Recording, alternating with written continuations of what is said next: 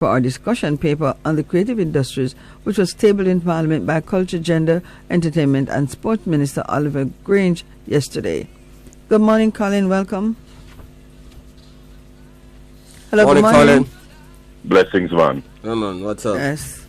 Would they peruse the document and see what is there? Mm-hmm. Okay, so help us out. What is it that is being presented? It's not a serious document. Mm-hmm. That's the first thing I'll say. Mm-hmm. Because when you look at the budget is 13.9, call it $14 billion over the next 10 years. Mm-hmm. When I spoke to you the other, over 10 years, Doc, yeah? 14 billion over 10 years. 14 billion over 10 years. Mm-hmm. Yeah. So it's not a serious document. When I spoke to you the other morning, Raleigh, I told you that if we are serious about this thing, I want to see real growth, we have to spend about $30 billion within 3 years. Mm-hmm. So 10 billion a year. So they are spending 14 billion, proposing to spend 14 billion. 1.4 billion a year when you need 10 billion per year. Well, the first year they are planning to spend 869 million. Second year, 1.27 billion. Third year, 1.5. Second, fourth year, 2 billion. Then they go down back to 703 million. And the largest spend is on infrastructure, which ought to be, yes. Must be on infrastructure development, which is, where is that? Infrastructure development, they are talking about $5 billion, $5.5 billion on infrastructure development. But again, why it don't make no sense is over 10 years. Okay. So if you average it out, then average about 500 million per year. In the first year, they are planning to spend 200 million. This is a joke.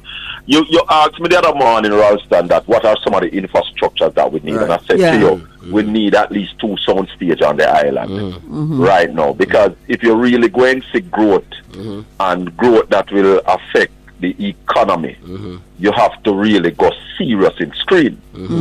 Because that's where the money is in the culture and the creative industry. Right? And they quote all the right figures from the United Nations, the kind of employment and the countries that are benefiting from the culture and the creative industry. But when you look at the budget, you really see that they are not planning to really do what needs to be done. I call it the slingshot effect. There is no slingshot effect in this paper that I am looking at so far. Okay. So we need... Well, it's a discussion paper, and I would love to. Go ahead, Ralston. No, I say at least we can start the discussion. We're starting it here. A green paper is a discussion paper. Right. Yep. So the discussion is that. Although sometimes they are not serious about discussions, they say it but they don't carry it out. That is the other thing. But let me use your medium, Ralston, to say to them that if we're serious, we need that $13 billion in year one. Because if we're going to put in 2 good sound stage, we're looking at close to maybe 8 to 10 billion Jamaican dollars to put those in. Because one of the things that I see is missing from the document as well, when I look at the goals and objectives, I did not see where we are looking to make culture a major part of our export. Okay. And that is how you're going to really earn from the culture and the creative industry, by exporting it, because what the United States does is exporting. They also said in the document that Jamaica local film is on the decline. They mentioned when we used to do like Lime Tree Lane and Royal Palm Estate, and that those have reduced, and that it has reduced because of the additive of cable and all of that kind of stuff. But the same thing that they are saying reduce our local film industry, it is the same thing that we need to build our export. So it confirms to me that there's still a major lack of understanding of how to monetize the culture and the creative industry by the government. But as we say, it's a good start, because this was 9 years in coming. Yeah, man. 9 years in coming. And you see, people need to stop, Ralston. I hear everybody congratulating Babsy on her putting forward this paper. And like you put a man on the football field and you can congratulate him for control the ball. But put you out there, we expect you have control before you put on the field. But Babsy has been minister. I think I hear that he's the minister for life. Yeah, man, it's true. Forever. And the culture and the creative industry, which is Jamaica's biggest asset, has not grown. So where are these commendations coming from? I like Babsy as a person, but as a minister, Babsy has been a colossal failure. A colossal failure. The money that is possible for us to generate, and I said it to you last. Biggest thing we have in Jamaica, Right, the last time we talked about it, and I said to you, if we invest $30 billion over 3 years in the culture and the creative industry, by the end of the 5-year term, we can see income. And the next thing that is missing from the paper, we don't see no revenue. Okay. Right. I don't see no projected revenue from it as well. So I don't know if it's there because I have not gone through the entire thing, but I am still going through it. But thus far, I have not seen any projected revenue. And that again tells you that this can't be serious. You have a budget of expenditure, but you don't have no revenue, no income. No, I said to you also, if we spend that $30 billion within the 5 years, at the end of that 5-year term, we are expecting 0.25%, a quarter of a percent of the global earnings, which would see us earning about $7.5 billion US from the culture and the creative industry. Even the international earning is there in Ralston. All the figures that I always tell you, the value of the industry, $3 trillion, all of that is there. The industry employs over 50 million people. It employs the most people between 15 and 25. All of that is in the document. But they don't say to us now what is our take from this. They also admit that Jamaica has a competitive edge in the culture and the creative industry. But what it is that we are going to gain. And Andrew Wallace said it in his budget presentation, that he's willing to invest more in the culture and the creative industry. But he have to know how he will get it back. I'm not wrong, you. If you don't understand something. But that document not showing how he will get it back. Yes, because if there are no revenues. Right, if you don't understand it, and people have to spending it, and you have to say, yeah, it sounds good, we'll spend, but show me how I'll get it back. I agree with the Prime Minister on that. You must be able to show him how the country going to get the return on this spend. This does not show him that. Okay. Because as I said, so it have to go back to the drawing board. So that paper is going to take a long time before we see anything happening, is what you're saying? That is what I'm seeing. And I'm seeing some inflated numbers as well when you talk about the festival economy. There's a chart there saying that how much we make from what and all of that. This is saying that some fest can bring in what, $3.27 billion. It is also giving some fest a number of days that some fest is 7 days.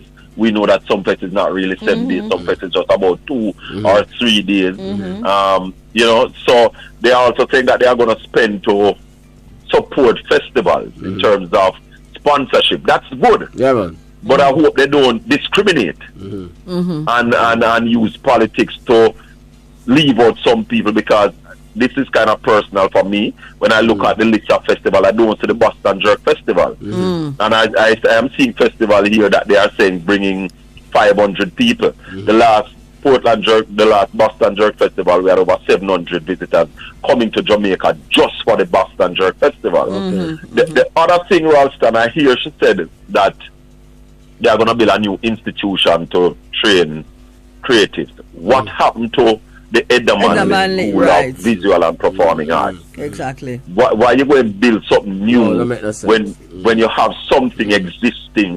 Why you don't improve on that? Right. So agreed. I am happy for the paper, and I'm hoping that they will include all of us in the discussion. She did acknowledge that the opposition played a critical role in doing some of the work. But my argument to all of Jamaica is that we can make significant foreign exchange income from this industry. And we have been playing around. Time we do it now. Not because me a PNP. If me say me know if we do the thing, we can work together and do it. Yeah, man.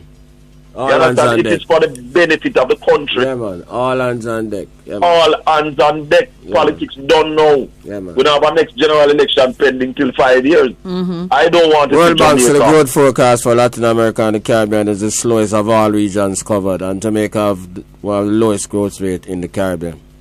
And the next thing, Ralston, it is in the document that Jamaica is projected to grow between 1 and 2%. Really? And yes, it is in the document. And I don't see where in the document it is saying that the culture and the creative industry can move, or we are going to use it to increase that growth. But as I said to you, with the kind of spend that they are proposing, we're not going to see that.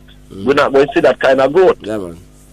Because between year 1 and 5, 1, 2, 3, 4, 5, maybe about $5-6 billion will be spent. That's just about what the PNP proposed, a £1 billion fund. But I know from inside that that was just a fund put out there. The PNP was willing to invest heavily in the culture and the creative industry for the growth. I mean, we have a project pending. We had a project called Rhythm and Reel that was screen driven, that would have moved the Jamaican economy significantly. So I hope the discussion is inclusive, right? Bringing everybody, and let's see how we can do this, because the country needs growth, Ralston. Yeah, man. Faster growth. Yeah, man. Much faster. Yeah, man. Faster growth. We can't continue at 1%, 0.8% over the last decade. No. Yeah, and then we have this culture that is craved around the world. We have this music, and in fact, we have 2 genres of music that is ruling the world. I just saw a thing yesterday that says for last year, this year, Vibes Cartel sold over 360,000 tickets worldwide. And with his tour in Canada now, they are estimating that at the end of this Canadian tour, he would have sold over 400,000 tickets. And if you look at an average, say one of those tickets is $100. What kind of money that we're talking about? So we have to get serious, man, and bring in the people who understand the industry, what needs to be done for it to work. That slingshot that is needed. Yeah, man. You have to know where the slingshot is. All right, and bring it in and make Jamaica grow. Bring wealth towards our people. That is also in the document that we want to create wealth for our people. Right. But I don't see what it is you're going to use to create the wealth. They talk about the entertainment zones. The entertainment zones cannot be just some space where you use bulldozer, push out and say, see, they're going to make dance there. So that can't be it. It has to be more than that. Yeah, man, more sophisticated than that. Right. And sports is entertainment. Yeah, man. Sports is a part of the creative industry, and it's just about 3-4 paragraphs. A glimpse on about sports. Okay. We have to do better than That's that. Bad. Yeah. Sports tourism is big around the world. I mean, we saw the Cricket World Cup came and they did not bid for any of the games. Thus Jamaica was left out. So I don't understand how people are big up Auntie Babsy. I love Auntie Babsy as a person. I love her as a lady. She's a nice lady, very cordial. But as the Minister of Sports Entertainment, a colossal failure. Yeah, but she'd have to get the cabinet and the people who have money. She'd have to convince them. Clearly she hasn't been able to convince them, because she always get the smallest budget and no capital budget. Exactly, because the government does not see the industry as a driver of growth. Yeah, man. Does not see the outcome from an investment. Too much. Maybe she never able to convince them, but Clark and them man not believing in them thing there, and that's why she always get the smallest budget. Yep. But here's the problem, Ralston. If you're doing this paper and you don't show the revenue, what kind of revenue will come from it, so then it's not going to impress nobody. Right, so she needed to talk to some more experts who could help her to put those things together. Yeah, to put some because what I've been looking for from morning, I've been going through it. Me, I look at where the revenue Yeah, there. okay. Where is the revenue from this? You're going to spend $13 billion, 14 billion, Yeah. but what is the country going to get back from this? How it going to come? Right. And I'm not seeing that, but I'm still going through. So let's hope it's there. All right. Cool, Okay. boss. Yeah, man. Thank Blessings, you. man. One love. Bless up. Thank Yeah, you. man. That was Colin Bell, former Deputy Opposition Spokesman on the Creative Industries and Entrepreneur, talking about the green or discussion paper on the creative industries, which was tabled in Parliament by Culture, Gender, Entertainment and Sports Minister Olivia Grange yesterday.